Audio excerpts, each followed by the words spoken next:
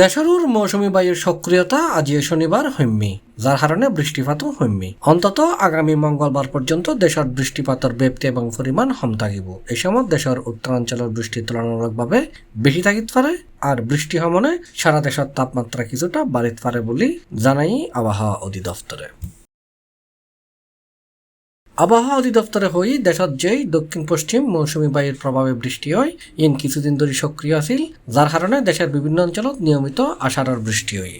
মৌসুমী বায়ুর সক্রিয়তা হমনে বৃষ্টি অনেকটা কমে গিয়ে আগামী জুনের 24 তারিখ মঙ্গলবার পর্যন্ত বৃষ্টি কমতাইতে পারে। তবে আগামী কাল রবিবারের 2-3 দিন দেশের উত্তরাঞ্চলত বৃষ্টি বেশি থাকিতে পারে, বৃষ্টি কমিব দক্ষিণে। 25 জুনের আবার সারা দেশত বৃষ্টি বাড়িতে পারে। আবহাওয়া অধিদপ্তরে জানাই বৃষ্টি হমনে আগামী 2-3 দিন তাপমাত্রাও বাড়িতে পারে। দেশের কোনো জায়গা তাপমাত্রা সর্বোচ্চ 36 ডিগ্রি সেলসিয়াসও হইতে পারে, ফলে কিছু অঞ্চলত বিচ্ছিন্নভাবে মৃদু তাপপ্রবাহ পরিস্থিতি দেখা যাইতে পারে।